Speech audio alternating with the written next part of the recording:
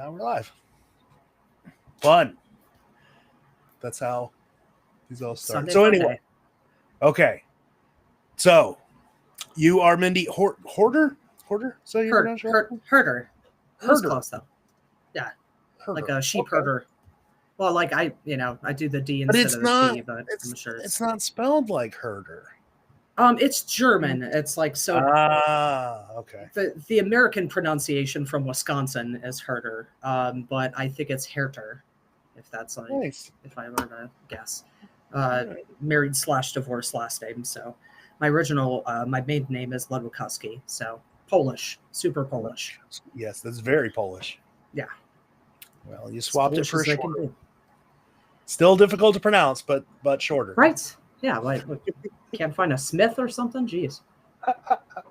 That's what I don't know how much you know about me, but I just got married to a lady named Rachel. We've been together for like 12 years, and her maiden name is Rittenauer, but she was married before me, and her last name was King. Like her married name was King. So when we got married, she didn't want to take my last name because she was like, King is a cool last name. She's like, I like being Miss King. Rachel King. I'm the King. Right. Like, yeah. Whatever.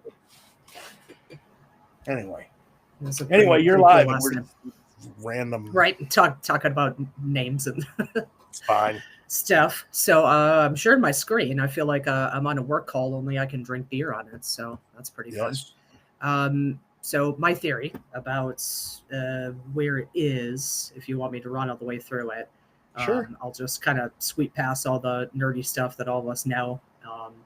And like, this is really thorough. So if you want me to stop anywhere, just like, let me know. I didn't know I was going to do a run through of it, to be fair, but it is pretty kind of put together. So like, I actually even wrote down like the hints, like as per, what was that? The revisiting the Fairmont Clue podcast. Like I watched the San Fran ones before I joined here, and just kind of like trying to get like an idea and like remember things. And I remember like it, it was just super obvious to me, like the mention of Fairmont and the Byron's date with Sandy and him excusing himself for 15 minutes. And I mean, like how did he get somewhere super fast, and like kind of one of the first things I thought of was like by cable car, because cable car was super big back in the day, and like everybody would just, it kind of like wherever it stopped, you would just hop onto it. I'm pretty sure. I think that's kind of like the culture of like the cable cars back in the day. I don't know about now or whatever, but I don't know. My proposed location is at the Portsmouth Square Park. So that would be in Chinatown. Yeah. And I think it is near the Robert Louis Stevenson Memorial. Okay. So I think that's... You're scaring me. No. Do you know, how much do you know about Portsmouth Square? I saw that there was, like, are you talking about insofar as the secret or history-wise? The history of it from 1982 until now. I'm not sure in the 80s, so I don't know anything like that. Do you know about the renovations? Well, I know that there was like a parking garage in like the 60s, I think. I forget when they did this. It was late 90s, where they ripped out the entire park and put it another one. And there's only one section about 5 by 10 feet of grass on the outside of the park that is the same now as it was in 1981. Everything else was torn out, concreted over. The Robert Louis Stevenson monument that you're talking about was in the park, but is not where it is now. Shit. Okay. Nothing was. In fact, I have plans for Portsmouth Square, which I can send you.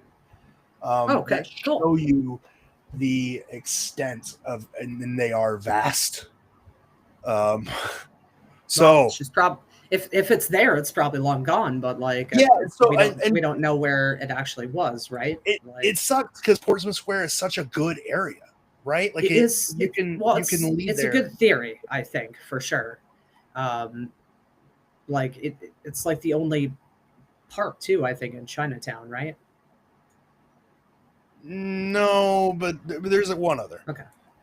because like one thing I was thinking of, like, so if I scrolled up, like, I wish I had a better. I think I do actually. Hold on, I'm a computer dork. I got it here somewhere. Yeah, like a high res version of it. So one thing that kind of hit me was like the pearl is basically, I don't know, outer heart or maybe throat chakra. But I would say like heart, you know, and I was thinking like the heart of San Francisco is the Fairmont, and that's cool. But like the heart of Chinatown is Portsmouth Square Park. So there's that. I'm trying to find these plans for you. And I Yeah, like if you want, if you can find them, like share the screen. This goes back to like, because I remember. Oh, here they are. Okay. Because I saw like a really old video on YouTube. It was like a guy giving a tour, and I think that was like early 2000s, and it's in the same spot. So it had to have been was it renovated between 1980 and like 2010 or? I will have those answers for you shortly. Give me 1 second. Okay, sorry. No. It's fine. I need to know, George. These are things I should just know, but because I spent so much time on Portsmouth Square.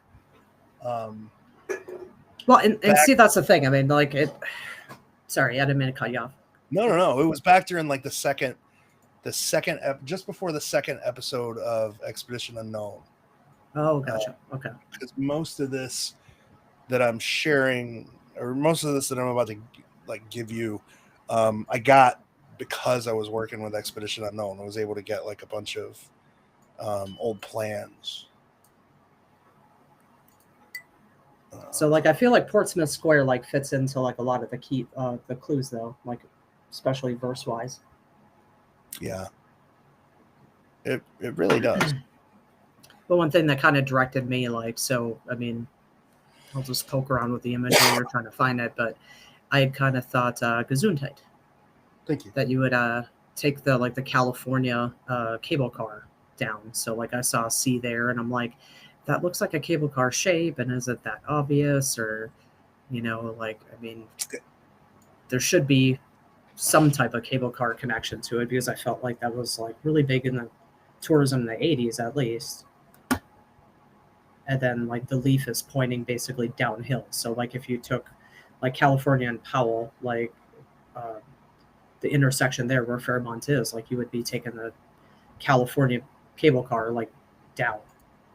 So that's kind of like what I thought with that, with the C, California cable car, downhill. And I kind of feel in a way like the whole thing just kind of centers around the table anyways. It's almost like you start and stop there. It does seem like it's like a major focal point. Yeah. Right? Yeah. And the thing that like really kind of caught me, I guess, was the shape of the rose versus the C underneath the ship on the monument. So like on the Robert Louis Stevenson monument, like there's basically like kind of like a spirally wave on the bottom of the Hispaniola that's like on the thing. So takes a wind out of my sails finding out it was moved though. Like, but so I wonder if we could figure out its original spot. And it looks like the plans for this were submitted in '92. I'm not remembering exactly when the construction happened, but the plans were submitted in '92. Gotcha. And I think that's right around the time the construction happened. Yeah, the one thing I remembered was the parking garage, I believe, but I think that was like in the 60s or something like that. Yeah. So here's the planning plan. That's what it looked like in the 80s. I'm just pulling all this stuff up so I have it all ready, and then I'll just share a screen. There's the Phase 3 rehabilitation, which happened in '96. That's what it was. Okay, '96. Okay. All right. Okay. Let me share my screen now, and see if I can't. Do I have to unshare mine? I don't know. I'll probably just end up kicking you off. Okay. Select window or screen. I'll go screen on. on. That's not it. Sorry, I got multiple screens too.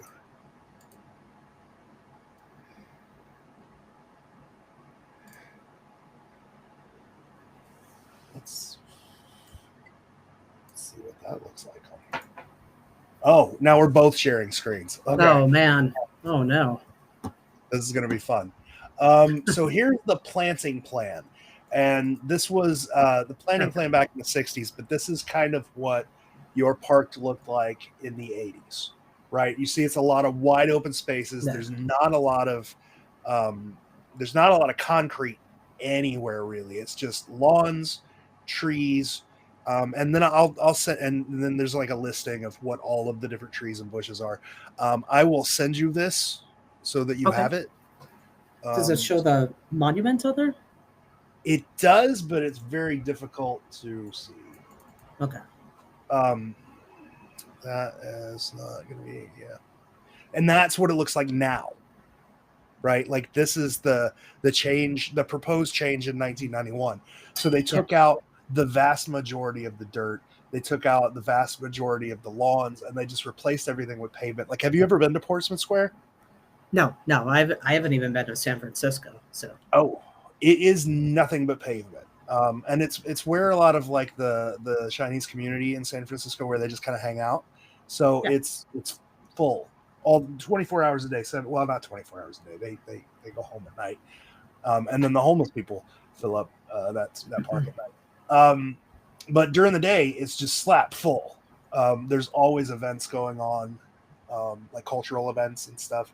But that's what it looks like now, as opposed to what it looked like back then. I'm going to stop screen now. So yeah, completely different. Let me also, I'll just go ahead and message you these so that you have them. I wish we had the ability to know, but if it was there. Yeah, I mean, for what it's worth, though, if you're part of a construction crew, unless you know to dig for something, but I mean, like if it's paved over, basically, if there's like cement on top of it, I mean, even if we found it with like GPR, like I don't think they would be okay with us getting a jackhammer out there and just making sure. I think people hadn't seen these plans before, so I'll make sure I post them on Facebook too, so everybody has them. Okay, cool. Yeah, but so how do you? Yeah, I'm sorry to like take your fails and rip them to shreds right in the beginning. No, I mean, like I can go through it. I mean, like you never know. You know what I mean? I'm really curious how you got there, because you said that you really liked the Fairmont idea, and that's what kind of got you started along a path. And we know that somewhere along, like, let's assume for a second Fairmont's not correct, right? But we know that Fairmont is like a clue that you need to have for solving San Francisco. But let's assume it's not a dig, like the final spot for a second. It's just a point along the path. Nobody's really explored how to start, get to the Fairmont, and then continue. It's something in the video we put out that I was like, please take this information and keep going. And then people were like, nah, I'm not going to keep going anymore. So I'm curious how at least you got to Portsmouth Square, because even if we know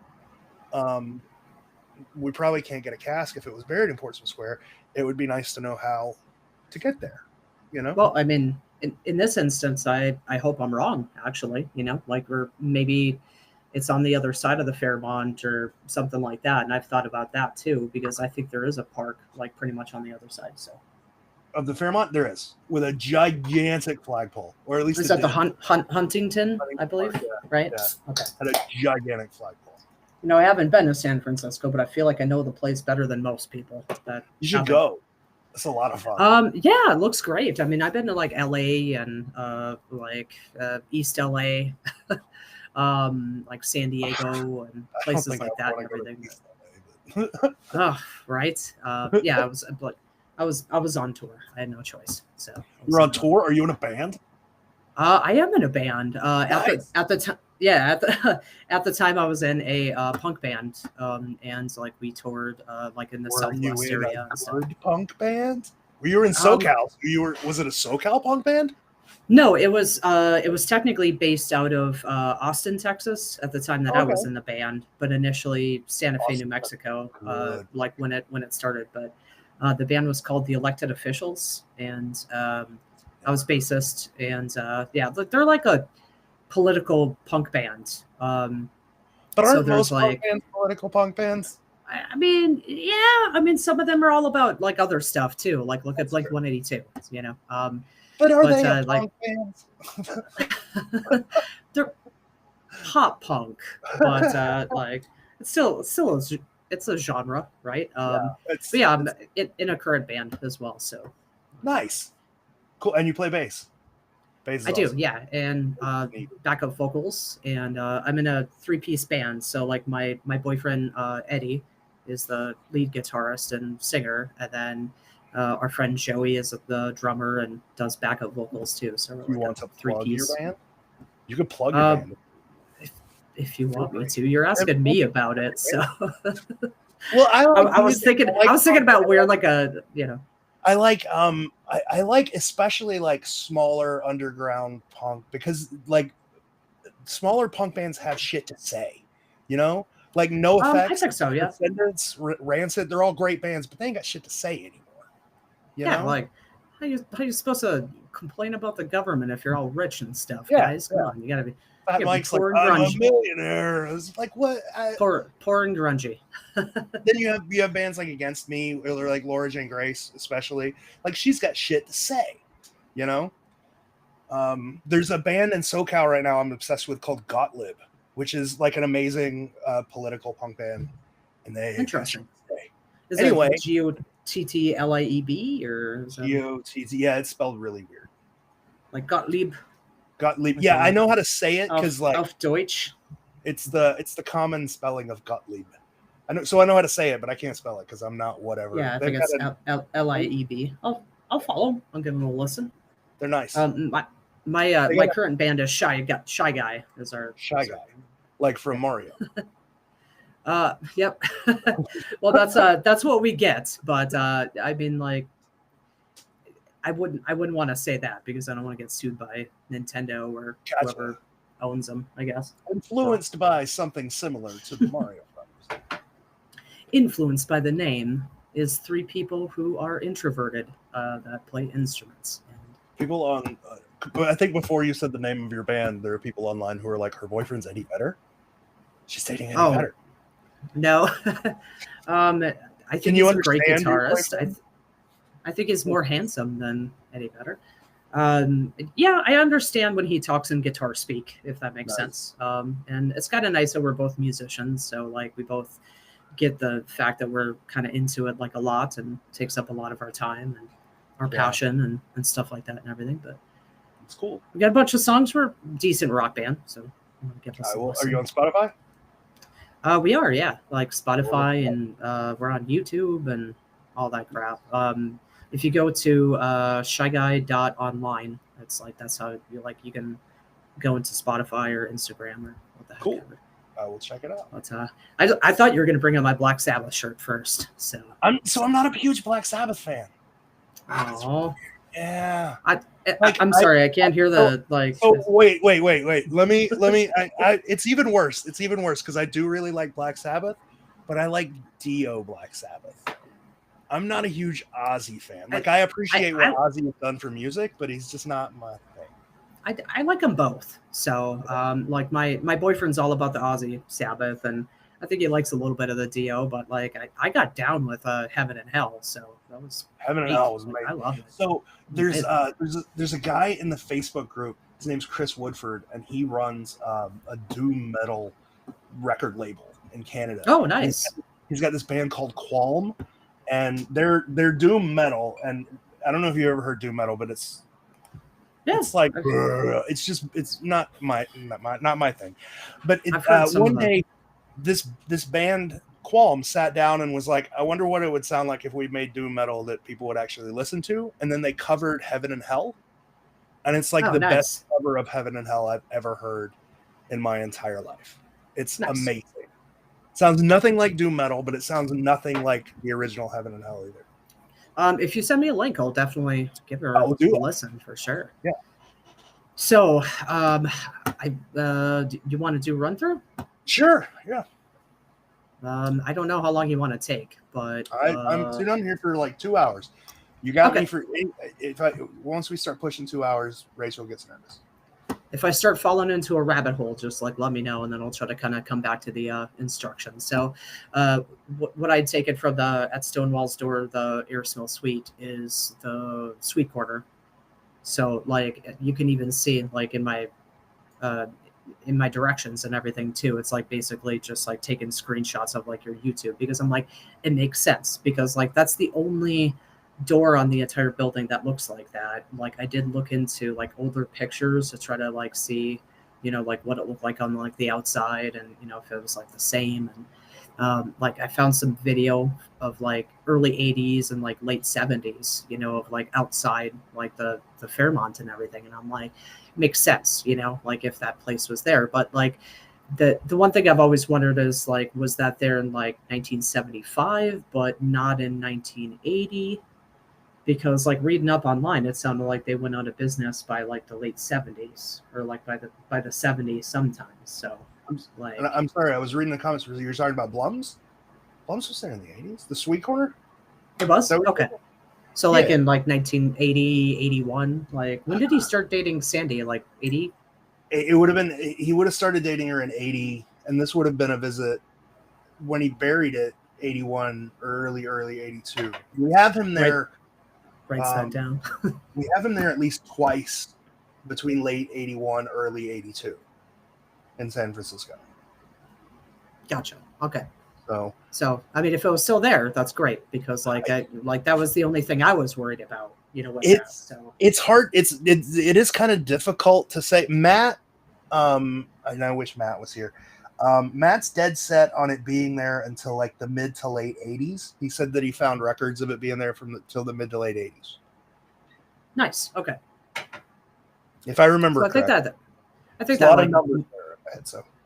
Yeah, I think it definitely makes sense. And like the rose, the stem of the rose, I believe, like is just like a dead ringer for the Fairmont logo back then, and we can like get to that like later and everything. But I do feel like it's really strong, and I feel like there was like 3 explicit, like there's the kind of still, if you will. So I did a lot of Google Street View, so like if I can't afford a $4,000 trip to San Francisco, I'll just live there in my imagination through Google Street Maps. So the Stonewall's door, I mean, like it does look like a stone wall, so I feel like it's very kind of like on the nose. Mm-hmm.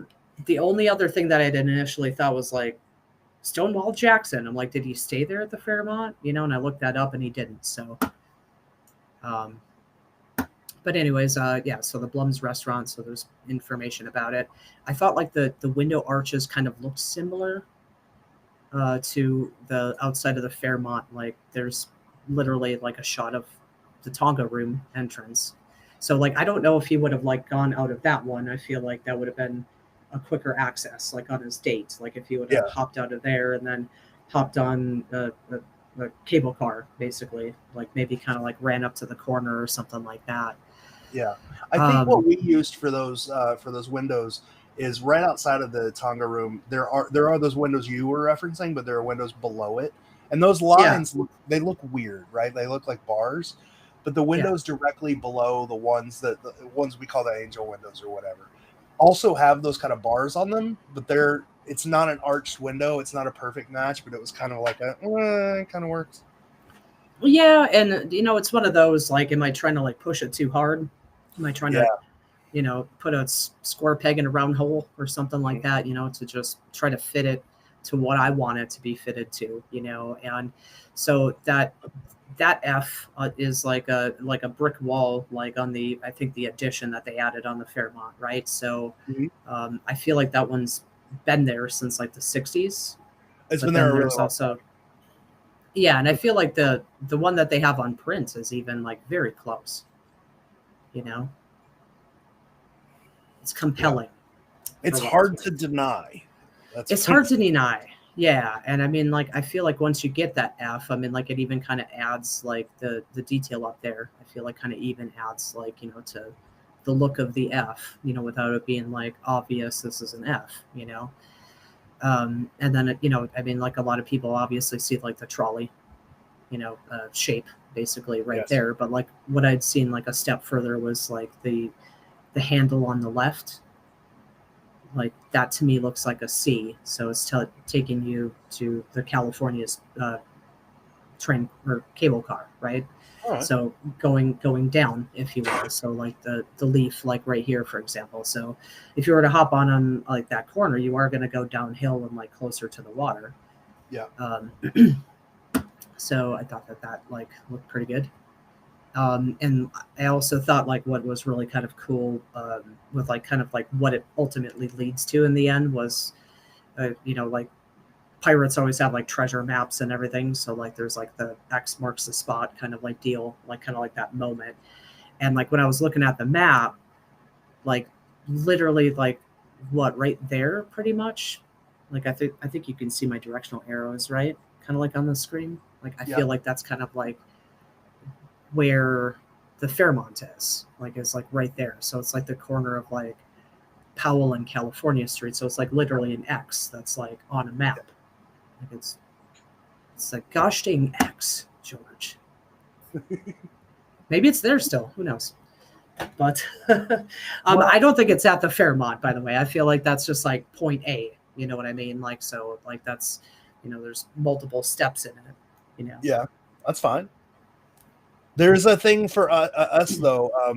Somebody I can't remember his name off the top of my head at the moment, has been finding really, really good period accurate, like period travel videos of different cities and posting them on the Facebook group. And he found one of San Francisco legitimately in 1982, like right around the time the book came out. And it drives right past our spot at the Fairmont, and the bricks for that planner are completely different. It shows the old bricks, the old like white bricks. The bricks I just saw that and I was like, oh yeah, okay. So every single brick was removed from that planner. They tore the whole damn thing down and emptied it out. So if the cast was there, it's not anymore. Oh, in the planter you're talking about? Yep. Yeah, I don't think so though. I mean, like, how is that a reference to China or Chinese? You know what I mean? Like what the Fairmont? Yeah, I don't know. Like because like it's really not. There was a clarification for you in the comments too. Jeff Shapiro said Blum's did go out of business in the mid-70s. The Fairmont took over the spot and called it the Sweet Corner. So that's probably okay. There we go. Well, that's good to know though too. Like insofar as the Sweet Corner. I mean, like you would have seen the sign if you would have literally been walking there. You know what I mean? So as far as your question about China, like the Chinese, I have no idea. Other than the fact that it's just so damn close to Chinatown. Like I could see now it's pretty obvious that it's not in Chinatown because we look at Google Maps and district lines are pretty clearly defined. But if you were in 1982 and you were standing in the middle of Chinatown, it doesn't seem absurd to think like 2 blocks away is also part of Chinatown. True. Yeah, very true. I mean, because like those district lines, I mean, there's no signs out there telling you what district you're in. And I mean, if you're from San Francisco, you know the difference between Nob Hill and Chinatown. But if you're just a tourist, maybe, I mean, it's a block away. So it doesn't seem like a stretch to me for him to think it's still in Chinatown. Yeah. And I mean, like, here's how it's defined now. So that would be St. Mary's Square. I mean, I've seen some people like convinced that it's perhaps there. Yeah. Is that like a school or a church or a school and a church? St. Mary's. Playground there. Then I don't see any other parks though. But there might have been a park. I mean, really, there's just Huntington and then parks in in Chinatown.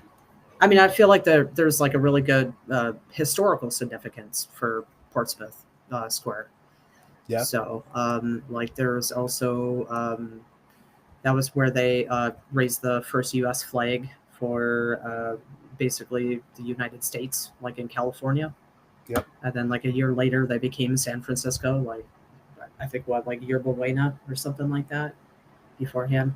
And then there's also the first public school. So I thought that the public school marker was a very good match for the education and justice.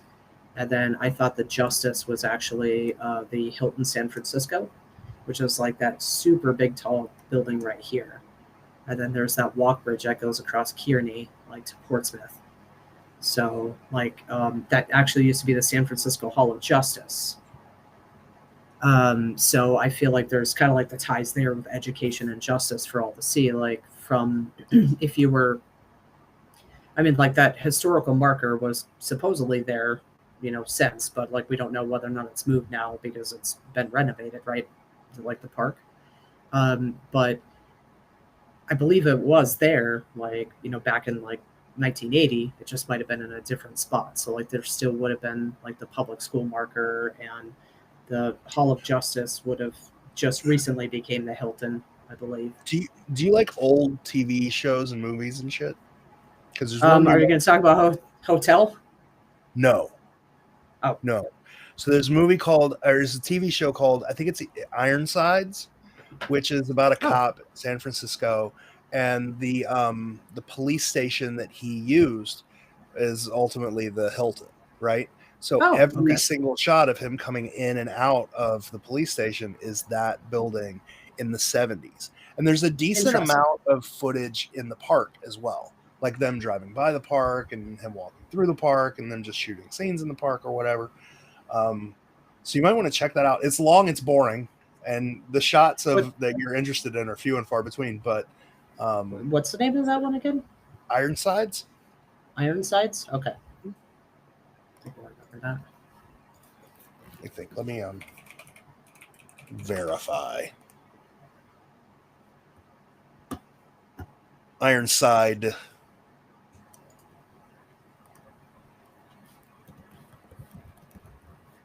think. Oh fuck! I should really be more prepared.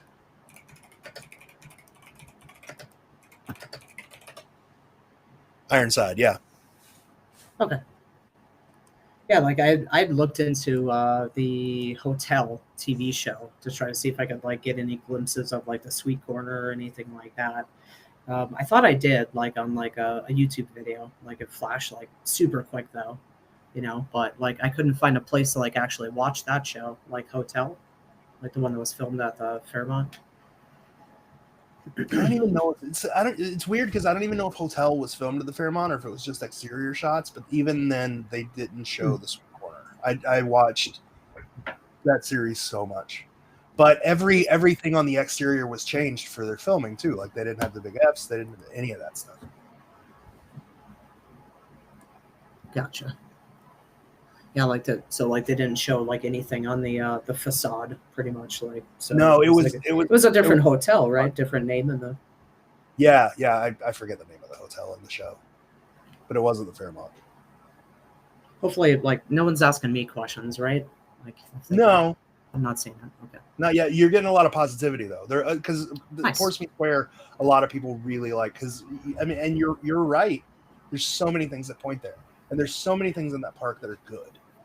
And I think that there's was bulldozed. I mean, kind of like with I feel like with like the Boston, for example. Like I felt like there was a huge significance to like Paul Revere on that. Mm-hmm. So like it was almost kind of like you followed the clues from Paul Revere's house to like the waterfront before he went across the harbor to do his ride, I think, right? So it was like that was him just chilling at his house waiting for the church bell to toll, and then he's like, oh crap, I gotta get going. So go to the harbor. And like the best place to compare, like in San Francisco comparatively to that, is Portsmouth Square. I mean, it's the center of Chinese culture in that city. Yeah.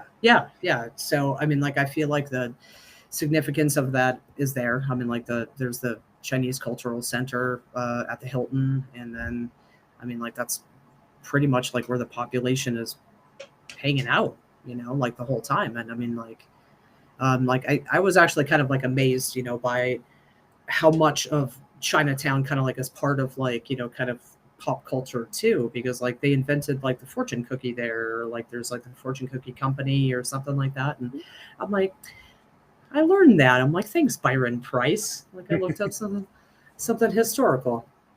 My my brain did something today. You can still go there and get a bag of unfolded fortune cookies for like $4. Unfolded fortune. Yeah, How they're do you just how do you? flat like wafers. It's They're weird. just flat wafer cookies. Yeah, I don't know. kind of. Probably still get down with it. Do I get like a fortune Good. still? Nope. Oh, But I think you can go and create your own fortune too. I never did the tour. With the tour, you get a little bit more. But they have a gift shop, and one of my friends, when we went, just brought me out a big bag of like unfolded fortune cookies. Like, here, snack on these. Well, they're not really good, but okay. right. It's like, am I getting communion? What's going on here?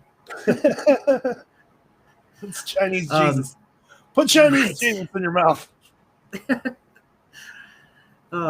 I'm gonna get canceled. Where? Yeah, right. Like, where to even start here? Like, I need more beer, but I don't have anyone to get me more beer. Can you just yell? Jack, give me more beer. It's my dog. You guys should have groupies to just give you beer. Right. Well, I mean, I feel like if my son was here, I would have texted him and I would have been like, "Can you give me a beer from the fridge?" But he's like hanging out with his friend, and my boyfriend's at work for like another hour probably at this point. So getting back to myself and everything, there's a couple things like, you know, with the whole X marks the spot. Like, so I grew up like reading tons of books. Like, you know, I was like a kid of the 80s, you know, 90s, you know, whatever. And I feel like we didn't have much of any damn thing besides like TV and like VCR movies or reading books. You know what I mean?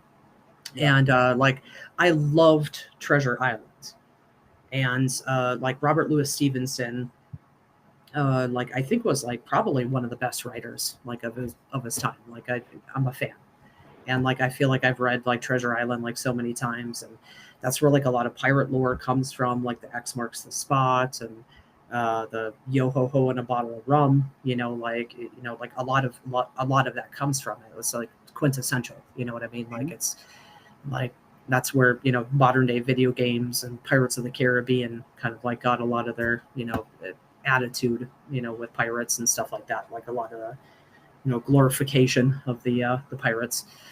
But you know, like I felt like that was kind of like one of those aha moments that I had with the X marks the spot, you know, with the Fairmont and like the cable cars, and like I felt like the reference had to be super strong for the cable cars. You know, it might be a little bit on the nose, but like, you know, don't shake an easy clue, you know, if you got one, you know what I mean?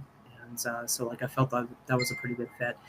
And like I had kind of like a off the cuff theory, like, and I'm not sure if like it necessarily holds any water, but like I felt like there was a significance with the line about the running north but first across, right? So I think that I'm coming into that like eventually, but like, you know, to just point out that like I feel like there's kind of like the running across would be going down California Street, and then north would be north on Kearney or maybe north on Grant. And I think like Grant Avenue kind of makes more sense to me just because of you know, the like what's coming up next, you know. Am I getting in the weeds? I don't know if I'm getting in the weeds. But the not far away, the High Poster 3 part was, you know, that one kind of tripped me up a little bit. Like I wasn't quite sure what they meant by that. Like, did they mean like street lamps? I mean, like I feel like at the time street lamps still would have been metal, right? They should have been metal or concrete. But then I had thought like, yeah, like metal or concrete or something, right? Like, what are they made of nowadays, right? Like concreted down and kind of like reinforced metal, I think. I mean, I've only ever seen wooden street light. That's the killer thing for High Poster 3 is the Japanese head saying that the poster made of wood. And yeah. I mean, I've only ever seen like wooden street lights in really rural areas. Yeah. Yeah, and I mean, like, I don't know if this is like, I feel like this is one of the stretches I have, you know, is the High Poster 3. Like, I thought maybe it had to do with the kind of like Chinese roofs that kind of like, I think are actually California, not Powell, like what is that? California and Grant? Yeah, so like California and Grant Avenue. And then Kearney is actually kind of more like, it looks like a lot of like, skyscrapers and urban buildings. And then there's the walk bridge from the Hilton to the park, right? So like I had thought like maybe the high posts are 3, or the fact that there is, you got the, 2-roofed pagoda and like it's all decorative. Like I looked at like older photos and like older videos and everything, and that was still there. I think I actually saw the same cable car video, by the way, of like 1982 or whatever on YouTube and everything, where like you can literally see this, and like it just says trademark on the building, like on like the first, like part of it, and like right on the corner there. And then you got this one, and that one's actually kind of like 3-tiered, 4-tiered, technically. I feel like 5-tiered. It's almost 5-tiered. It's a lot. And then I kind of figured like the third post was maybe the church, but like maybe there was like some other type of like lantern or something like that. But there are like wooden lanterns that like are like look like Chinese lanterns that are like throughout Portsmouth and like Chinatown and everything. But I'm not sure what they look like in the 80s. I'm not, like what they look like in 1980. So. And that was the only thing that I felt like it was like a stretch, but like this is also 3 stops away from California and Powell, so to speak. So like it might be 3 posts, like 3 stops potentially, or something like that. I just feel like the cable car was just like the way that he wanted you to travel, at least for part of it. Yeah, basically. So, and then like kind of like when you hit the 3 high posts or 3, then like to get off the cable car, and you're like, oh, maybe those are the high posts or 3, and then you hop out, and then you like walk into Chinatown, and all of a sudden like wait, we're in Chinatown, so let's walk around and see what's going on. So, all right, so education and justice for all to see. So I thought that had to do with the first public school marker, and then the first U.S. flag raising marker. And you see, like, on the date there, it shows 1847. So whether or not this was moved, the first public school marker, I don't know whether or not that was, like, moved in history, like when, there was renovations done or anything like that. And then the justice, I mean, like, I thought that had to do with the Hall of Justice, so San Francisco Hall of Justice, which is now where the Hilton San Francisco is. And then, like, I think that, like, it's also related to kind of like this, like, double clue that I feel like, the giant pole, giant step. I feel like he's kind of like saying more when he's saying less on the giant pole, giant step. Like I feel like there's kind of like multiple kind of like references on like onto that and everything. We can get into that and everything, but the with the the hotel and then like the walk bridge basically is like the giant pole and the giant step, if that makes sense. So I did see and I don't know if anyone's like going to chime in and everything, but I did see one guy on YouTube. It was like a San Francisco like news article about where he was digging at Portsmouth Square Park for the secret, but he was digging at this spot, so like where the first U.S. flag was raised. And like I feel like this also plays into the giant pole, giant step, but this plays into assuming that the Robert Louis Stevenson Memorial was never moved, like it's been in the same spot. But like if it has been moved, I mean, like by how much, like maybe we might luck out. I don't know. I agree with you guys with the sounds. It's quite a lot. Oh, sorry? I said if I'm remembering correctly, it was quite a lot. Like it was on the other side of the park. Oh, okay. But I'd need to look at the plans again. It's been so long since I've looked at these. It might be better insofar as the clues. I'm not sure. Like we would have to like probably just kind of do like a side by side kind of like comparison, I guess. Like bring it into Photoshop. I mean, the good thing about the plans that I sent you is you have the old ones and the new ones perfectly in scale. You can overlay them and see exactly where everything was. I mean, they're not guesstimates; they're city plans, so everything. Oh, for sure. So yeah, like surveyed, right? Yeah, like the survey plan. 100%. Like it's pretty legit. And then the sounds from the sky, like I agree with the KSFO. Like I felt like that was super on point. I mean, it's like the sounds of San Francisco was their commercial. I felt like that was like super compelling for that. And it's literally in the Fairmont building, right? I mean, like, Yeah, it was upstairs. I can't hear you. I don't know. Sorry, can you hear me now? Still not hear me? Nope. Okay, hang on.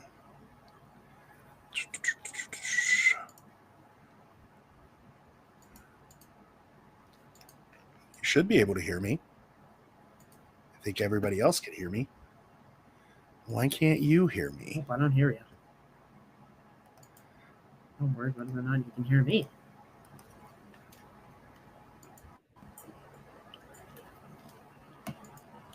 Can you hear me now? Can you? Oh, I can. Okay. You want me to put it back on your headphones? Is it Oh, on I'm your gonna headphones? try. Huh? Can you hear me? You good? I can still hear you on my laptop. We'll just do it that way. Let me. I'll change it back. Hang on. Try it. Try now. Wait, no, I can. Can you hear me? Yeah, I can hear Got you it? now. Yeah, Cool. all right. That's the only thing that I like about this program. It's super complicated, but if you have a problem, I can fix it. Cool. Okay. So, Like, anyway, so was that me? My bad.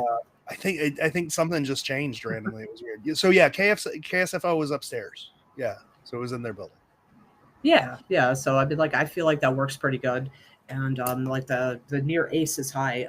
I did do some digging into that, and there's like it's a website like filming locations basically, and it showed kind of like a scene of basically a vehicle like going down the road and everything. You can see the Flying A's parking garage, and it's like when you're heading down California Street. So like if you kind of like look right here, like where the KSFO and like the Fairmont logo is, it's almost like on the other side of the street, maybe across that street.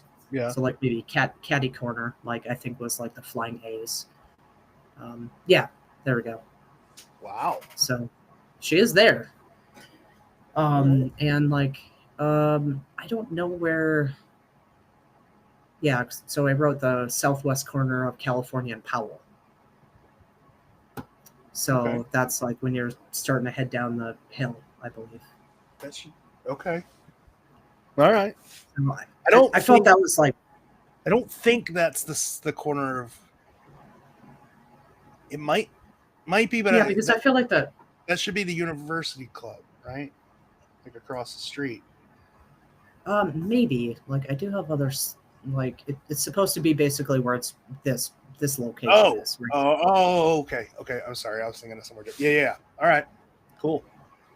So I think that's as you're heading down the hill, but like I'm not sure, like if you will, like what's to the left right here, I believe is like the Fairmont Hotel. Okay.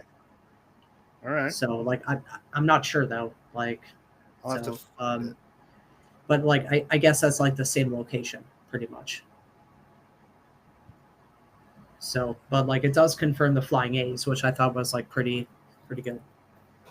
Like I thought it was pretty helpful. Now I want it to be wrong because like the park's been torn up. So somebody on Facebook is saying that they think that the Robert Louis Stevenson monument, the monument may not have been moved. Ooh. So okay. Which would Hope be good restored. Because if it's still in dirt, so if it wasn't moved, then they probably didn't do anything around. If it's in dirt, the only thing I would worry about is like tree roots, because like it looks like it would be dangerously close to like a tree and tree roots, and it's going to be they're not going to let us fell a tree in order to remove this cask, So like might have to dig around it, call like any archaeologist that you might know to. I mean, when you get a few feet away from a tree, it's not as difficult as people think. True. Yeah. I mean, it kind of depends on the tree, I think, on like the roots and stuff.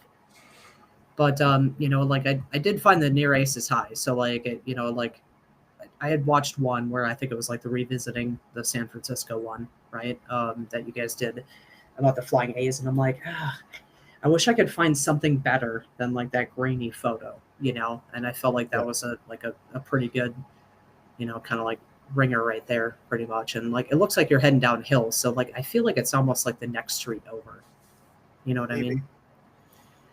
I mean? But yeah, that was Good Neighbor Sam, 1964 movie. I'm just gonna go ahead and request that now and get that.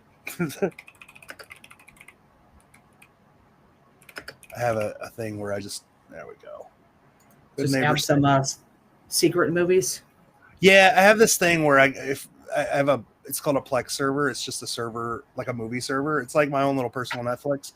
And I have a website I can go to whenever I think about a movie. I just go there and I type it in and request it, and it downloads it for me. And within 5 minutes, it's on my Plex server. One show my boyfriend and I started watching was Mr. Robot. Like I've seen it before, but like all Coney Island, all Brooklyn. Yep. They're sitting there in Bowling Green Park, like in one of the scenes, and like I'm like, that's New York City right there. Like, that's like a ton of the places, and like I haven't really kind of gotten into that, so like I don't want to get anyone excited or anything. But I stopped watching that show like halfway through season 2. I was like, this is getting boring now. Does it get better? I don't know. Like I feel like I watched it like the first time around so long ago, like where I kind of just like reset my memory. You know what I mean? Like just other things in life. You know what I mean? Like it's kind of like hard to remember. I feel like from 4 years ago, 6 years ago, like watching a show and everything until I start watching it. Then I'm like, oh yeah, I remember this. Like I'd remembered it was very heavy on Coney Island, and like they even rented out like an arcade like in Coney Island for the F Society for like Mr. Robot and everything. So like a lot of like New York City clues if anyone wants to add that onto their view list. Somebody just asked me about my Plex server. So it's a Plex server. If you want to, it's complicated. If you want to Google it, Plex is free, and then everything else you want is called an R stack, ARR stack. Just Google that. Sorry, that was a comment thing.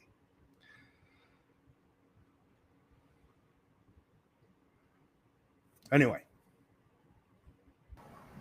Sorry, I'm muted. I was trying not to smoke and show the kids. All right, so kids, it's fine. Look, if they've done some crazy, horrible things, and smoking is it's the least of their worries at this point. Well, it's a Sunday, right? Sunday fun day. I'll all right. Yeah, like smoke in solidarity with me, so I don't feel so awkward doing this in front of people. They're like, that's gonna kill you. I'm like, that's the point. No, just kidding. But I feel like the clues so far, like I don't think they've been huge stretches except for the life of me, the high poster 3. Yeah. Like I feel like it might be the wooden pagoda. I mean, the only negative I would say about all this is you're jumping around quite a lot. Sorry. No, that's not what I mean. In your progression of the verse, you seem to be jumping from Fairmont to Portsmouth Square and then back to Fairmont and back to Portsmouth Square for various things. Does that make sense? It's not like it's not like you're going, following point by point along a line. You're just jumping. Yeah, and I kind of feel like it's I don't know how to put it. Like it's almost like he kind of like jumps back and forth, and like I've seen it in like the puzzles that were solved, for example. Yeah. It's kind of almost like I'll give you directional point A, this is where you're going to start, and then the next one will be directional point B, but then I'm going to throw in a puzzle clue where like if you were the cask and you had eyes, what do you see around you? Like kind of like it kind of pinpoints like the cask location, and then I feel like there's kind of like a. Do you think your ideas are narrowing down as opposed to following a line, just narrow, like taking a big spot and making it smaller and smaller and smaller and smaller? Yeah, I feel like it's kind of like taking 2 circles. So like you're kind of like one big circle is like the radius of like all the general directions. So like this is landmark A, landmark B, landmark C. So like we're Venn diagramming the secret at this point. Kind of, yeah, maybe. I don't know about that, but like like the inner circle would be kind of like narrowing it down from the cask, So like I said, if like the cask were to be a human being and grow a set of eyes and look around them, like what are the final things that I see to kind of point closer, kind of like hone in, like zero in, you know what I mean? Yeah. Like on it. So I kind of feel like there's different purposes, and I did post it in the chat.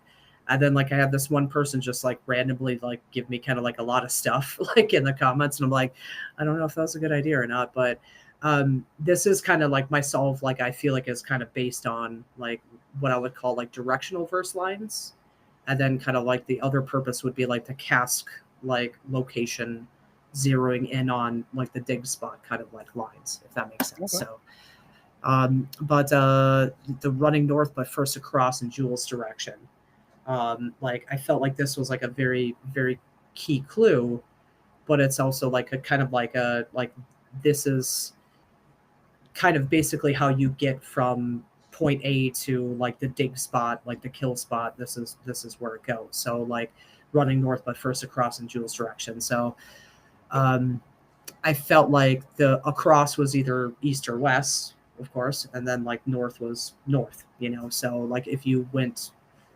east on California Street and then you went north on Kearney or north on Grant, you're going to end up at Portsmouth Square, pretty much. So, and then I felt like on the robe, and like I don't know if this is gonna, I feel like this is gonna start like 1,000 arguments maybe, but I felt like she was pointing on her robe to like 4 and 3. So she's pointing on her hand 4 blocks, and then she's pointing with her other hand like 3 blocks for what it's worth. And for the longest time, I felt like just wrapped up on 8 and 6. Yeah. You know what I mean? But then I thought like, no, 3, those are like city blocks. You know what I mean? So like 4 city blocks, 3 city blocks. And if you look at it as like 1, 2, 3, 4, and then it's basically 1, 2, if you count these 2 together, and then 3 would be Portsmouth. But even if you count these separately, it would be 1, 2, 3, and then you're Portsmouth. Yeah. Or if you count like 1, 2, 3, and then you go up, if you go up Grant instead on the 4, you know what I mean? Like, so I feel like it's just like the 4, the 3 are kind of like key on that. But like, I don't know if that's like related to the GPS coordinates, or like I never got into any of that or anything. And then the next line is the, you know, what I feel kind of like is like the kill spot I love the fact that we're calling the place the cask is buried the kill spot. The kill spot. It's a band name, I call it. It's probably already taken. But the object of Twain's attention, like for me, it was like an easy jump because, like, you know, prefacing this, like I read the Treasure Island book like quite a few times as a boring ass kid in the northern Wisconsin in the 80s, right? And it was one of my favorite books. Like I love RLS, like, you know, and seeing even the memorial, I was like, oh my god, that's a Hispaniola from like Treasure Island. You know, I thought that was like super on the money, and I'm like, I don't know if it's necessarily that, but Robert Louis Stevenson and Mark Twain were friends, so like they did talk about each other's work frequently. Treasure Island was based off of, like, it was inspired by Tom Sawyer, like Mark Twain's book. So like they were friends, they talked about each other, they reviewed each other's work. I feel like that there was like a direct relation there. Robert Louis Stevenson stayed in San Francisco, very close to Portsmouth Square Park, you know, on the other side, which like I'll get to that and everything. But like the one part that really kind of got me was the rose. And like I feel like, you know, I've ran this by like, you know, friends and like my son and everything, and it does seem quite compelling. Mm-hmm. Because like if you look at the wave on like the monument, it does look pretty heckin' similar, you know, to like the rose and everything. Like even like the little, you know, thing that kind of juts out right there. It's kind of like there. You kind of like to see like the curve of like, you know, the like her stern is like basically kind of curved out into what like the Moon Princess like shoulder. I think that's her elbow, maybe. So I felt like that was pretty compelling. Like the detail, even like of like the monument, like I feel like kind of like that little lip there, like looks similar to like what's on the like behind the table, like where the rose is. Do I have that open? Yeah, like right here. Yeah.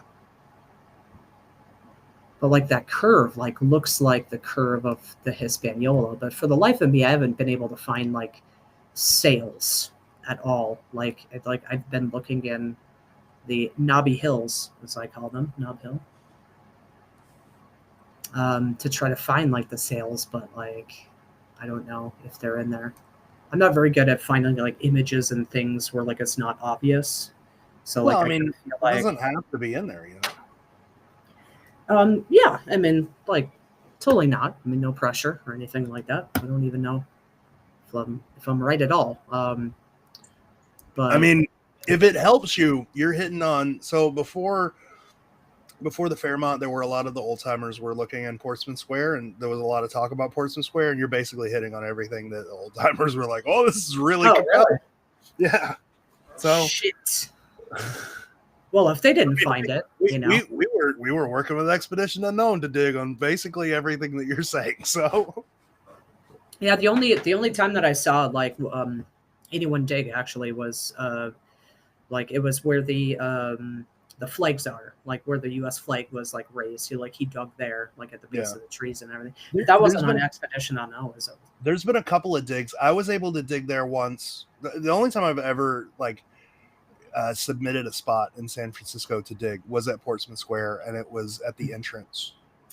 Like, because that's really the only part that hadn't changed in the plans. I didn't have any real reason to dig there.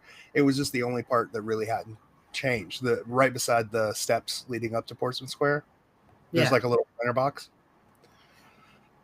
It was difficult to dig, but I dug there. I even have stuff about Robert Louis Stevenson. I look like I was like making a report for like high school. Hire me for your high school reports. Your book report. $50 an essay. But I mean, like, I feel like it's very compelling.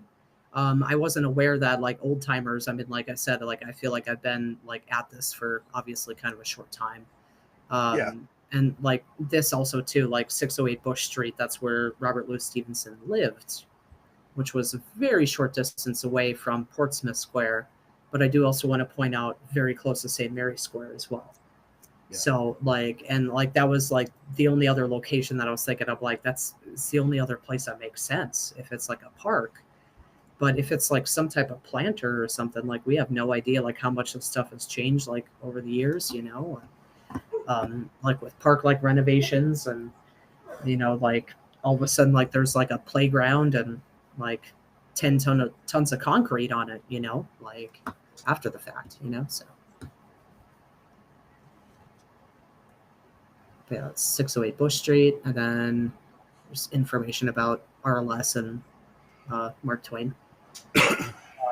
I feel like it's very compelling, especially with Treasure Island. Like, there's a Treasure Island in San Francisco, so like that's kind of like, you know, pretty on the nose, and and then the giant pole, giant step. Like, I don't know how much you want me to finish it up, but like the Hilton, I figured is like, yeah. I mean, let's go to the end, man. Let's solve this.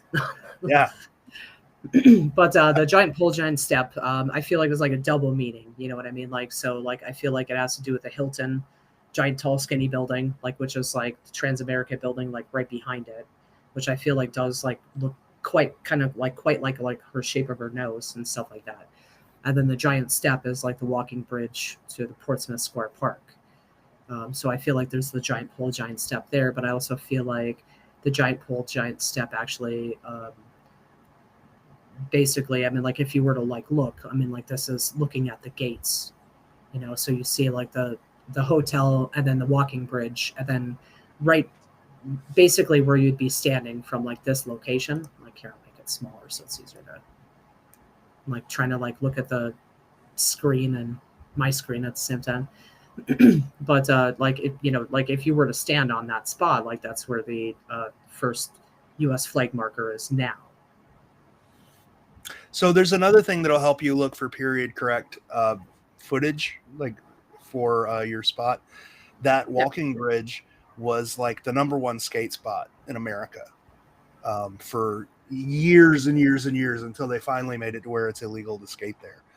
So just about any skate video that you can find from the 80s and early 90s on the West Coast will have a section on that bridge. So you'll be able to see the park from the bridge, the Hilton, you'll be able to see all of that. But that like so the bridge is shaped kind of like a half pipe with benches all the way down. And that it was just the number one skate spot. Everyone skated there. So it's basically in every single skate video. Interesting. From the early 90s, late 80s. Might be like kind of good to get a view to like see what is behind it. I mean, like, you know, the area that I think it's in is like currently grassy and wooded for what it's worth. So I feel like the other giant pole, giant step is the first U.S. flagpole. And then it's kind of like basically, you know, like if you were to lay that guy down on the ground, that's basically to the left of the Robert Louis Stevenson Memorial, like where it is now. But I mean, like if the RLS monument moved or the U.S. flag monument moved, you know, I mean, like I'm not sure. Like have no idea at this point. I guess we can try to figure that out. Well, this is a easy conversation because I don't really have many critiques. Like it's just like it's a good spot and it's hard to deny. But on the other hand, there's a lot of those, you know, like in Boston, there was a spot in Charlesgate that was really, really good and hard to deny, but then it ended up not being there. You know, this park has a lot going for it. Yeah, and I mean, if it's been renovated, honestly, I like I said, I hope I'm wrong. You know, like you'll see when you start looking at the plans, you'll be like, holy shit! Like it's legitimately all of it was bulldozed. All right, well, let's solve the Milwaukee one then. That was pretty easy. We just got to get to the Lions and then finish the verse. Right? Yeah, like I, you know, talking about that one really quick. So like that was the first one I looked into. Was a Milwaukee. Which verse do you use? The view the first three line. stories of Mitchell. Gotcha. Okay, good. All right. We'll be on the same page. Is that verse 8? I think, right? Don't ask me. I don't remember. I saw someone talking about the Montreal and the Milwaukee ones, like not working out. Yeah, like they should be switched. I think I'm like, it's a big controversy. The switching the two verses. I think Cole wants to do a video about it eventually. But yeah. I mean, so the good thing in Milwaukee is, you know, at some point you got to get at those Lions. You got to be at those Lions. Yeah, I think that the Lions do look a lot like her face, but I do think that her face looks a lot like the Leif Erikson statue in Juneau Park, and like that's kind of like where my bones think it is. But John Palancar said that on Expedition Unknown they were right about the Lions. They were okay. Yeah, which is why I say you just got to get to the Lions. You can go anywhere after the Lions you want to go, but as long as you get to the Lions, we have to at some point we have to hit those Lions. Dig at Southern Foot, but like the one thing I thought of, like back in the day, like left-handed people used to be called Southies, like Southpaws or whatever. So maybe it's like the left foot of the, like, rather than like the southernmost foot. Maybe, I don't know. Like that was one thing I thought, like when I saw the show with Expedition Unknown. Anyhow, like the Lake Park, and it looked like they almost died because there was like a torrential downpour like going on, like while they're filming the show and everything, you know. So I thought that was pretty. And that park's actually kind of dangerous when it's raining, because especially those hills get slick. I slid down one. It's not fun. So anyway, I can't hear you now. I'll fix it though. Nope, I was muted. Oh, okay. I messed up. Sorry. No, that's fine. That was me. I was clicking like crazy trying to find my mouse, like one of those old people who can't find my mouse on like 3 screens for some reason. Milwaukee, like that was the first one I looked into, and I felt like I hit a brick wall. So I felt like my solve started at the Wisconsin Club, which used to be the Deutscher Club. And like, that's basically downtown Milwaukee, you know, and like, where the heck do you go from there unless you want to walk for like 2 hours? You know what I mean? But like Lake Park is pretty far away from downtown. Yeah. But then there's what was a Mitchell Hall in like the university, and that's like closer to Lake Park. And that makes sense as well, because it's a 3-story building and it's named after Alexander Mitchell, and the German in Milwaukee, though, I mean, like, you can't throw a pin without hitting something German history. Yeah, I mean, like, it's everywhere. Like, you have the Pabst Theater, which I thought was interesting. Like, that's actually shaped like a drum. I thought that kind of played into the whole, like, beating of the world. Like, it's shaped like a drum. They used to have silent films there. I felt like that played into it pretty well. But so help me. I mean, if I start from downtown, like for the Milwaukee, or if anyone starts from downtown, like, where do you end up? It's like Pierre Marquette, or Zeidler Square, or like some So other park. I'm not a huge expert on Milwaukee, but there's one thing that's always been really compelling in Milwaukee that nobody really ever seems to hit on. Like, in the verse, it tells you to look for a letter from a nation of Wonderstone's hearth.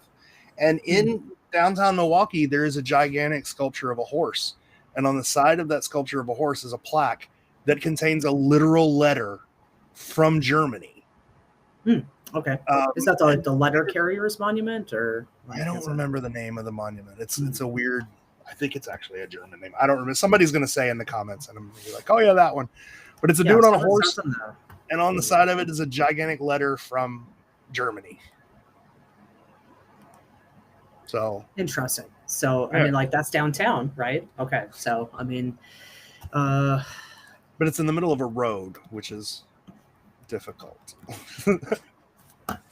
Like, I can, but I don't know. Milwaukee, like, there's good things all over Milwaukee. The thing that sucks is John saying the Lions are correct, and Josh Gates being closer to the cask than he's ever been before.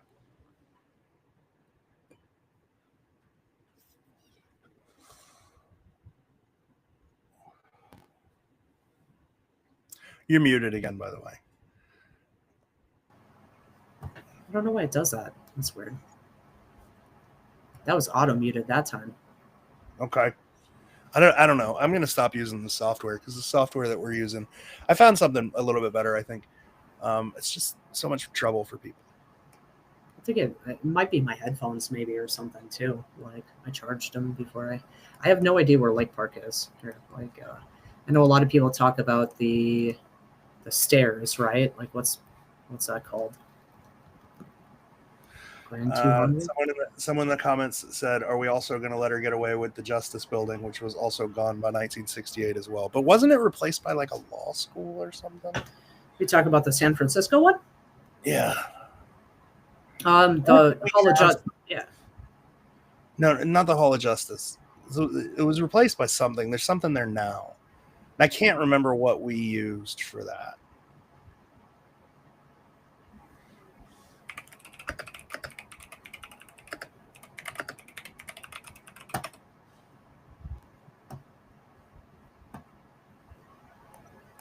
It's going to be wild to like, look at this after the fact and see everyone's comments. Watch it. Be nice. Just kidding. All right. I think I can find it, right? Is that where the hell it is? There's the North Point Lighthouse. Oh, yeah. Okay. So the stairs, like the Grand 200. Mm-hmm. So, like, a lot of people think that. And I mean, like, I thought it was, I mean, like, there's the lawn bowling, like, right there. Looks like she's holding on to bowling, like lawn bowling balls. Like, they're always, like, red too, I think, right? For, like, lawn bowling. I mean, that's like competitions or whatever. And I mean, like, that was there at the time. So, I mean, like, Lake Park might work. I don't know, but like, if you get to the lines and everything, I mean, like, just dig at its left paw or the southern foot, guys. Well, you just keep going through the verse.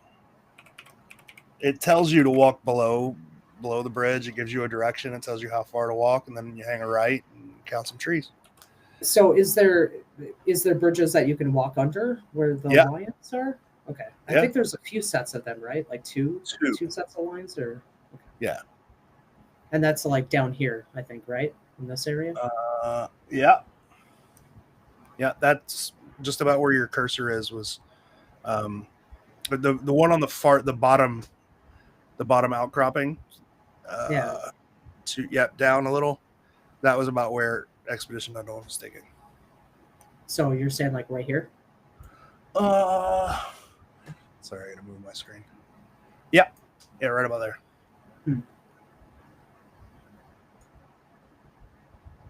So, like, I mean, it could have been there at one time. Maybe it was removed because they regraded, or like I have no idea with like the part about Lake Park that like worries me is the fact that it's such a big park that it would be kind of hard to keep track of like what has changed like over 40 years, for example. Yeah. So I mean, like, did they move the lines? Did they dig around it, like, to prevent erosion? They tore down those bridges and rebuilt them. Did they? Yeah.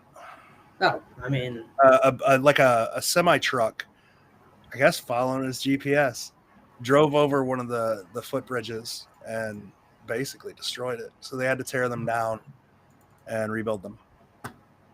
And they rebuilt them more narrow so that cars couldn't go over them. I don't think it'll allow me to do street view here. I wish. Wish we can zoom in.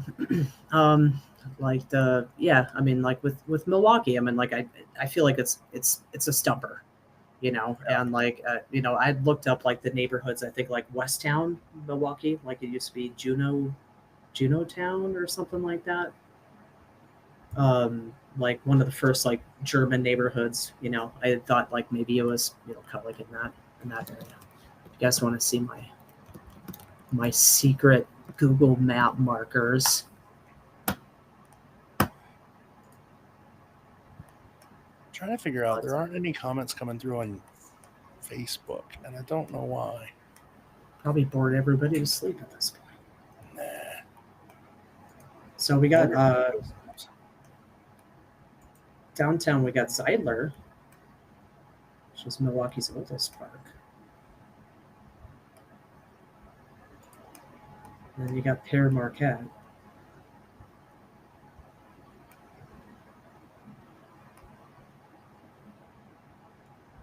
Yeah, this big ass park right here was at Washington. No, King Park. Oh, it's really big.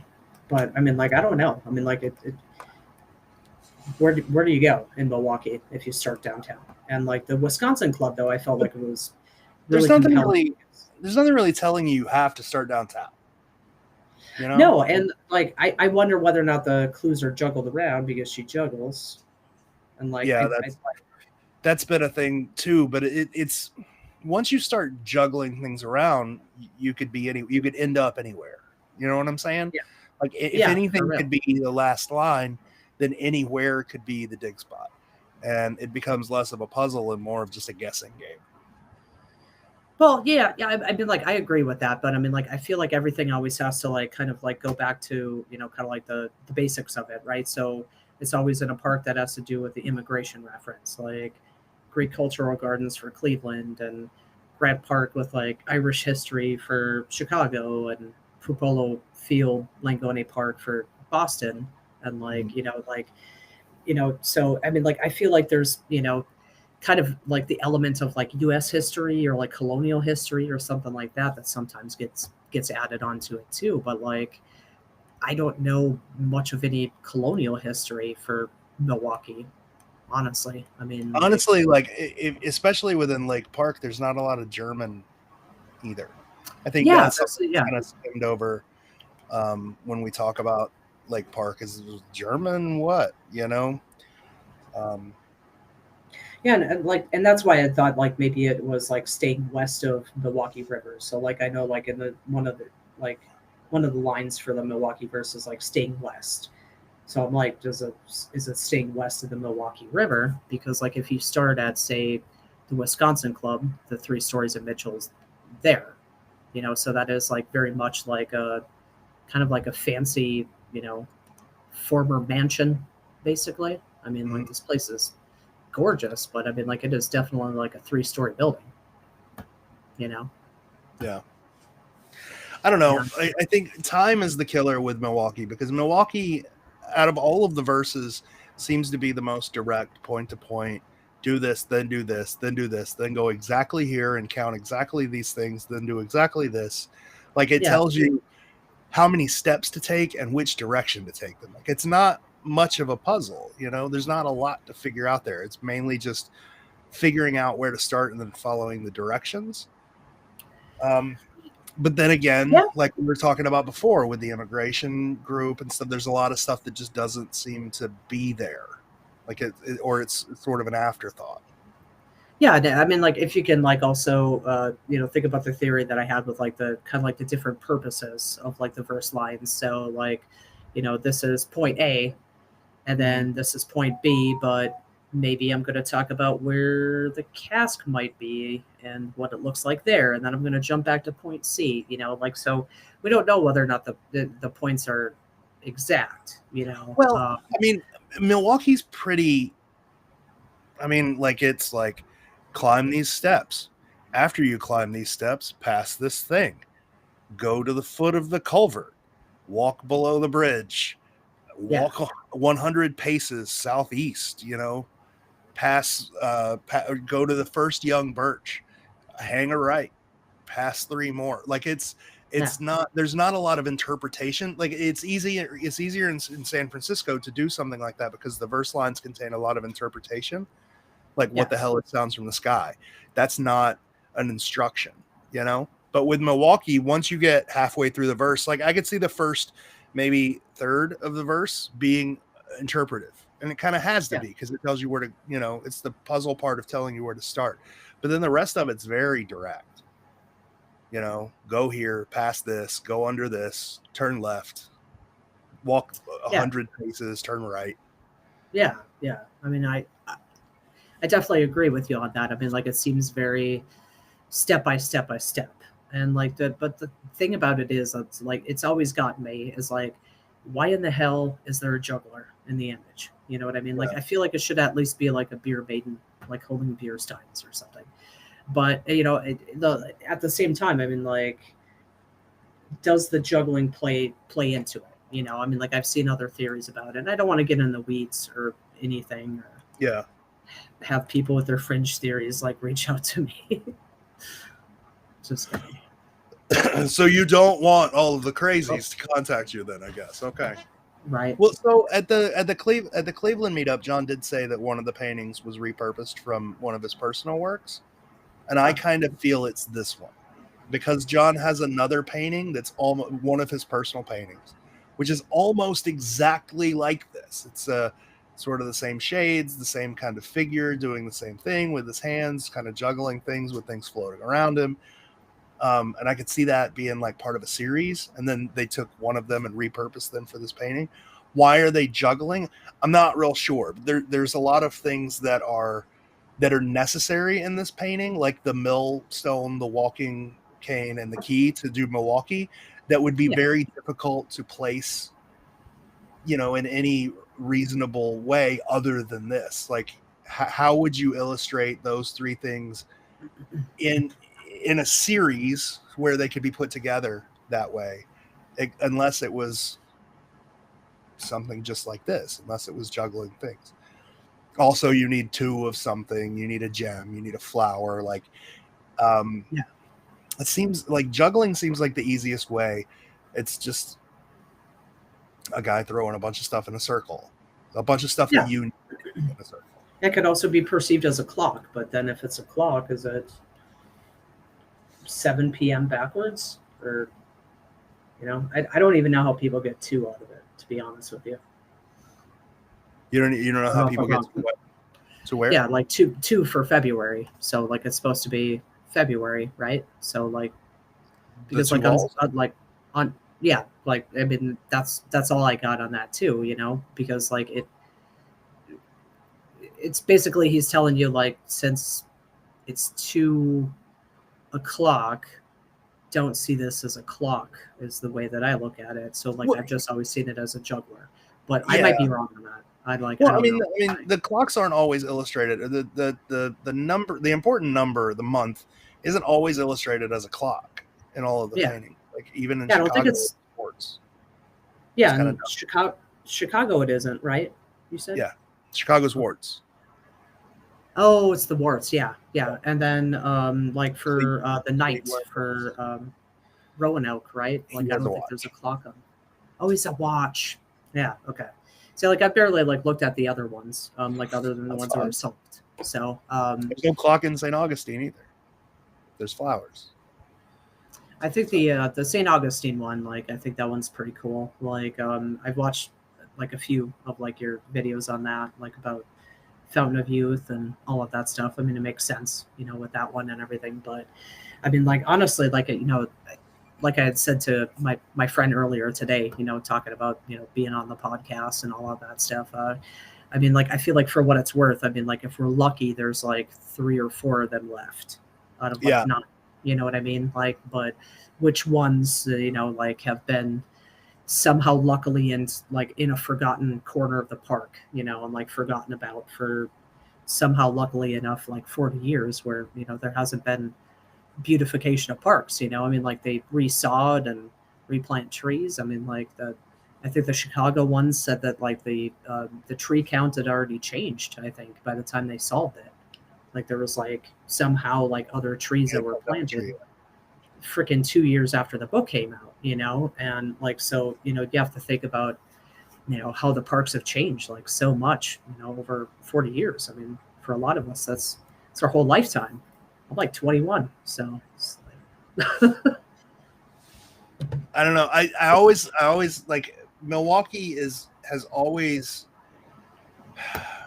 people talk about it like it's so complicated, but to me it seems so simple and so direct and so very exact. Like Byron just telling you, almost like giving you instructions on how to go to the store. Like leave your house and turn right, head 3 blocks this way, and hang a left, and then you'll be at the Circle K and grab me a 6-pack of Coors or whatever.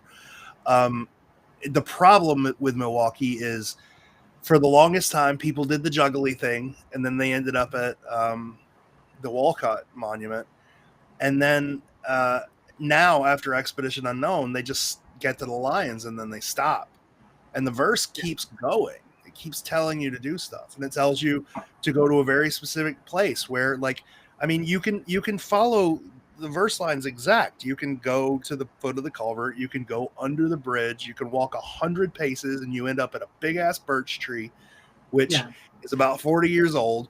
You can hang a right and head southwest, and you can see other birch trees, but birch trees' average lifespan is 40 years, and it's been 40 years. And those trees are long dead and long gone. So how do you count trees that aren't there? It's sort of like you were saying the problem they had in Chicago. One of the trees was gone. So how do you? yeah, This is my whole Byron was a bad puzzle maker using trees. yeah. I mean Trees like get it, yeah, yeah. And then, like I've said that before too. I'm like, why would you use trees? I mean like they could be just cut down for the random act of yeah. cutting it down, or like it could burn down or My fall down and like jokey my jokey comments always in the St. Augustine puzzle. It tells you to over the tall grass, and it's like grass gets cut, Byron. You know. right, yeah. I mean like when like and like in some of those moments too, like with some of the clues, like you can't help but overthink, you know. So you're like, all right, tall grass. I mean like should that mean something else? Like is there a double meaning to this, you know? Like you know just like with even like with the young birch, you know, like one of the thoughts I had was they made canoes. I know, like in like indigenous like natives like would make like canoes out of like young birch trees. You know, so that was like one thought I had was like you know like maybe it's like this literary reference because the guy like I feel like he was more highbrow than like you know most you know regular people. You know, like he was like a book publisher. He was a smart guy. He wrote books. He read books and like I feel like The Secret's probably like the first book I've probably read in like 5 years, you know, at this point, you know, like just because I got into it because of a TV show, you know. And but um I think as highbrow as he is, like I mean, like I feel like he wanted them to be solved. So like some of the clues I feel like are so damn on the nose that like I feel like some of us are like, no, it can't be. It can't be something so on the nose. You know, I people talk about him being highbrow quite a lot. You know, and people talk about these like kind of stretchy things, but I challenge them to look at the ones like the puzzles that were solved, or anything that we perceive as probably correct in Yeah. any of the puzzles, and none of it's like that. You know, Yeah. fences are fences, fixtures are fixtures, you know, walls are walls, steps are steps, you know. So when he says birch, he's probably talking about a birch tree, right? Like, especially if you follow his directions and you're standing in front of a birch tree. Yeah. Either that or When he someone says, named Birch, but I don't think yeah, that applies, right? Like, when he says stuff like high posts, they're posts, you know. yeah, yeah, yeah. And like, I mean, like, so you think like wooden flagpole posts, if you will, like rather than. I do like for the high poster 3. I like the Yeah. 3 Stanford court posts. Yeah. Oh, okay, yeah, because the Stanford court too, like that, like I remember that from the San Fran, like you were talking about how the Stanford court's like on the way down California Street, right? It's right across the street from the Fairmont. So Oh, it's right okay, across the yeah. street from the KSFO sign. It's right across the street from that. I wonder what their door used to look like back in the day. The Stanford Court store or the Yeah, I don't yeah, know. the Stanford court apartments. It's Oh, I think you go into a like a sort of like it's like a drive-in thing. oh, okay. I don't know if it's changed since the 80s. I don't think it has. Yeah, the Stanford court like makes sense for the education and like maybe even like visual clues. I don't know. I'm not sure. Interesting stuff. Stanford Court now. Yeah. But like Portsmouth Square, man, it's got a lot going for it. It really does. It hurts my brain to like think that it's been like renovated. So You're gonna look at those plans and be like, shit. I'm gonna be poring over those plans for like 3 days probably, just like zooming into them in like Photoshop and like trying to just you know make some sense out of it and everything. But I mean, like the clues I feel like line up, and so like I had said to my boyfriend and my son and everything, I'm like I don't know if I'm like overthinking it at all on any of these, other than the high poster 3. Like that was like still to this point, like I don't know what the heck that might be, but I feel like that part is like gone, like but yeah, so help me. I mean, like it feels like Portsmouth like makes sense. Either that or St. Mary's Square, but like I feel like Portsmouth makes more sense because it's like they called it like the heart of San Francisco, basically, or the heart of Chinatown. Sorry, it was Portsmouth Square. Yeah. So where do we go from here? I don't know. I submitted a dig permit, but like I could take a look at like the city planning map and like see what you got and like try to dig into it, see whether or not like the RLS monument's been moved or anything like that. But I don't think anyone's ever been denied in Portsmouth Square, so you should be good with that. Yeah, and I mean, like, I also don't want to reinvent the wheel, too. So, like, I mean, if somebody's already had like a strong solve like on that location, I mean, like, chime in and like let us know. So, like, we, don't look there anymore. I mean, like, it might have been there at one time. Like, I wish there was a way to verify. That's the only thing that's like kind of like the kicker. Yeah, that would be both good and bad though, if you could verify, because the hunt would be over if you could verify. Well, like true. People would just submit 1,000 solves and then, I don't know. Heck, I would have been emailing them every day. I'd have been like, yo, Byron, Portsmouth Square. But yeah, I mean, like, I feel like it's compelling with the object of Twain's attention. Like, and like, that was one thing that really kind of like struck me on the whole conversations about San Francisco in the first place. So like I only did like a little bit of digging and I ran into Robert Lewis and I'm like, oh my God, that makes sense because that like they were kind of like acquaintances, like they were pen pals, like they wrote back and forth, back in the day. You couldn't email, right? But like they would correspond quite frequently. I think they've met in New York City of all places, like Washington Park. But like I don't think they ever met in San Francisco, but I mean It's the only thing that makes sense to me.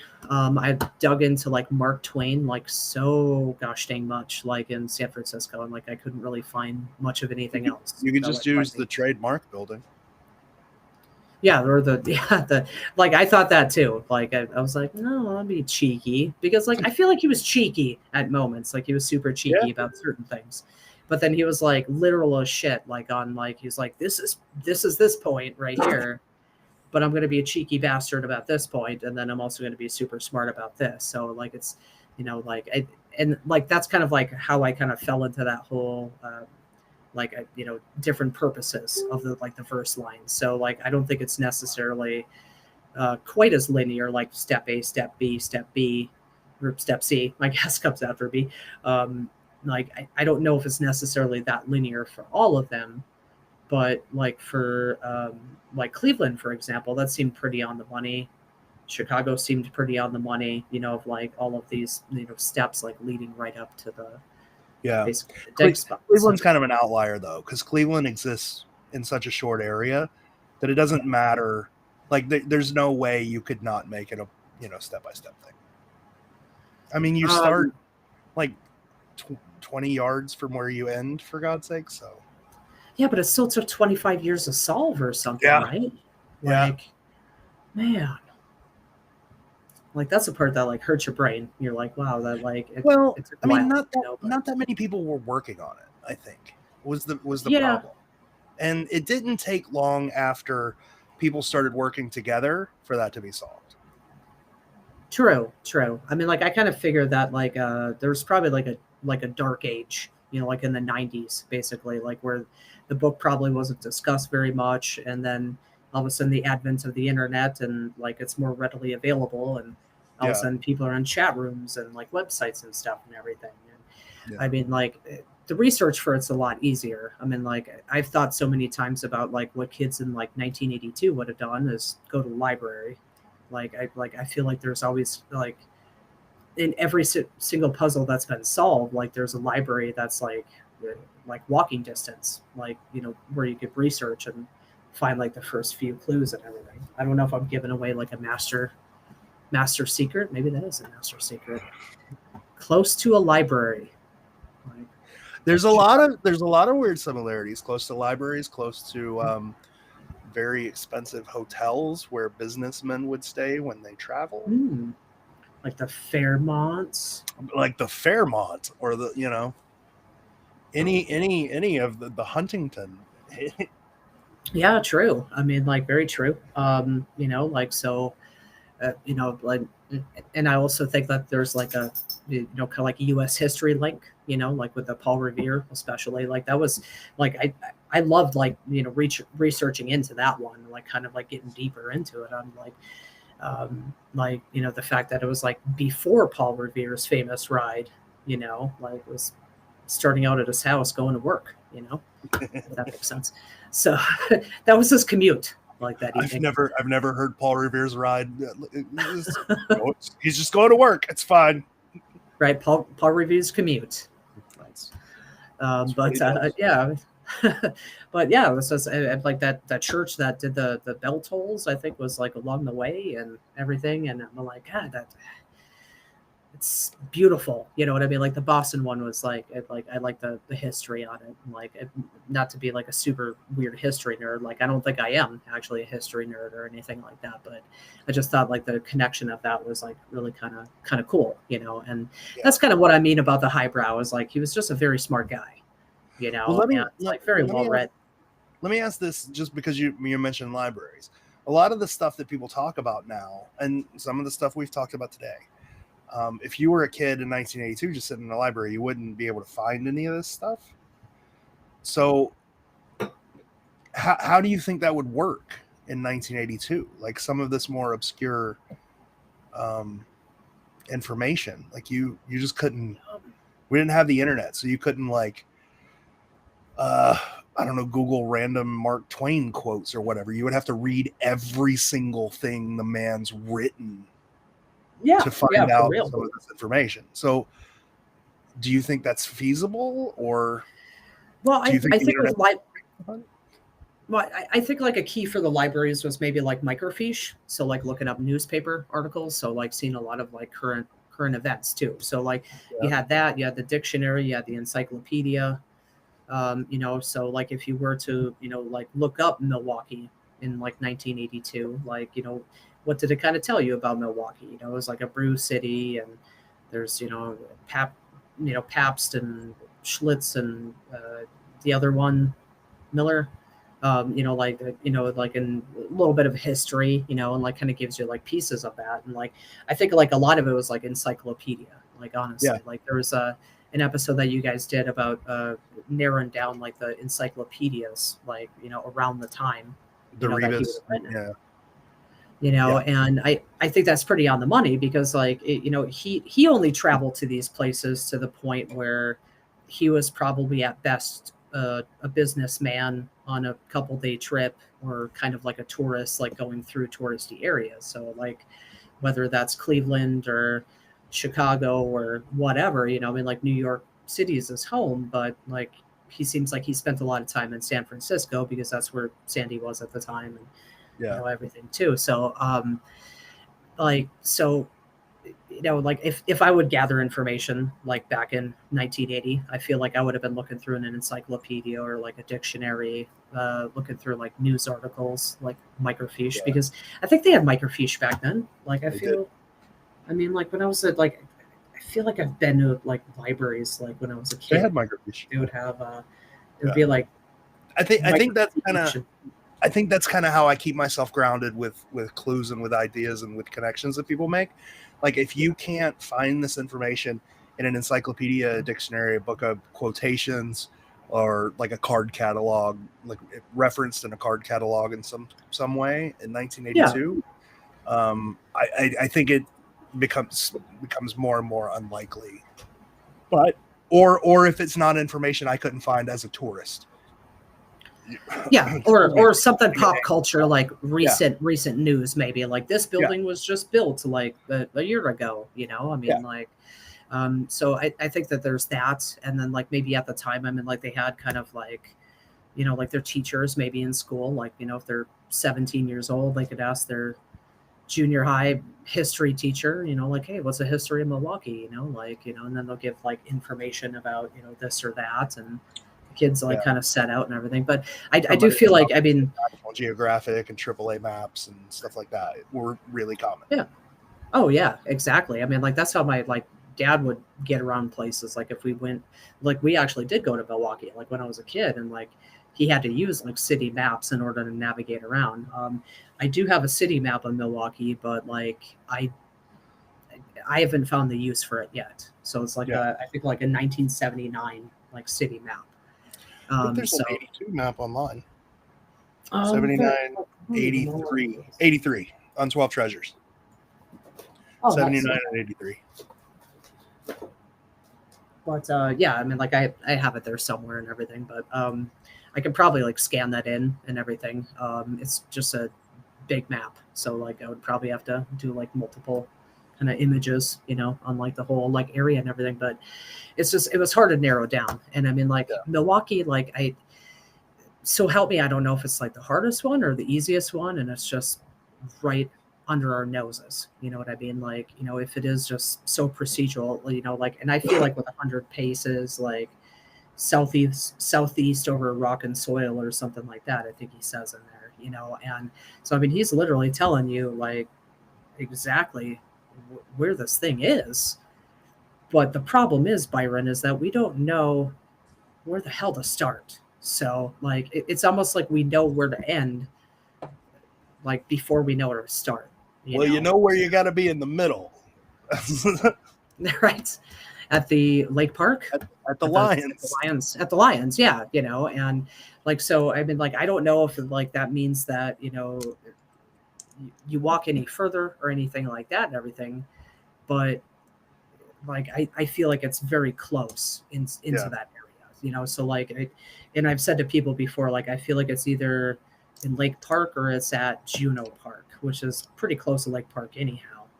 There's a lot of churches like Juneau Park. But like, so help me, I don't know the German reference on that, about Lake Park. Am I missing the German reference? No, there's not a whole lot for the German reference, or the letter from a nation. Like it's really kind of in Lake Park. Yeah, and that's like it's kind of weird, like, and that's what I said. Like, I mean, like it may be a matter of like the verses are juggled, and like I think that might be one reason. I don't know. I mean, like I don't want people to send me hate mail about the juggle theory. It's just I can't get over the fact that it's a juggler. So like it either is related to Milwaukee theater of some sort or the circus, or I mean, like because she doesn't look like a circus performer. I say a she. Like I don't know if I'm right about that, but like to me it just like looks like like a performer, but somehow in a fancy gown, and also the cape is super weird, like a sculpture. Like I've always kind of like leaned towards like the cape kind of being like the texture of like some type of sculpture there. Yeah. And I think like the lions are like a close match to that as well, I believe. But like I know the hair and the face are like I mean, after I saw that Expedition Unknown episode, like from Milwaukee, I looked at that and I'm like, God, that does look like she does look like a lion, like very, very much so. But is it there or a different lion? You got the wrong lion? Probably. That would suck if it was like the lion on the other side, man. I'd be like, Josh Gates. But yeah, I mean, it's pretty good stuff. Well, is there anything else, or would we like to wrap up? It's up to you. I'm down wrapping up. I mean, like I'm down to be back. Like if I ever get any crazy ideas or talk about other things. I mean, you're welcome back anytime. Just let me know. Yeah, I've been like also working on New York, and like I do know an odd amount of New York history now at this point. Like if I were to like shout out anybody that like has no idea that I exist, it's like on YouTube I've been watching like these like walking tours of New York City by this like Tom D NYC, I think is his name, and he does like a whole bunch of walking tours of like Prospect Park and like Washington Park and everything, and gives you like a good dose of history on it and everything too. And like I've been not secret related, I assume. It is not secret related. No, it's mostly like this is a fancy place that John Lennon lived, or this is a Bowling Green Park with like the crazy fence that it was like the nubs of the fence, like the tops of the fence in Bowling Green Park were like sawed off like at the beginning of the Revolutionary War when they took down the King George like statue and everything, which I thought was very fascinating. But like I was like, does that play into the secret at all? Because like, that sounds like a very historical dang park, but also is it related to Russians? And probably not. So I don't know. Like for me, cool. I think like yeah. For you, I was gonna say like back to Milwaukee for like my best guess on that is like Lake Park 2. Sadly, I mean like that's like it's just logically it feels like it goes there. It's hard to get away from Lake Park. It is, but it's a big place and it's changed a lot. So that's what I'm going to say on that for sure. All right. Well, I will end the stream. Don't go anywhere. I appreciate you having me. Yeah. It's been a lot of fun. I love conversations where people don't ask me to just like tear into their ideas, where you can just sit and bullshit about stuff. Because like even if I don't agree with, I'm not. This isn't true, but even if I don't agree with like most of the things that you say, we can still have a pleasant conversation about them, and I like those more than arguing about shit. But in this case, I agree with a lot of shit you said. Well, thank you. I mean, like I feel like it's one of those things where the only thing I've been trying to think about is like if it's too far of a stretch, I need to like let it go. Yeah, and then just move on to something else. And that's hard to like quantify, right? Especially with something like this. Like, what is too far, too much of a stretch?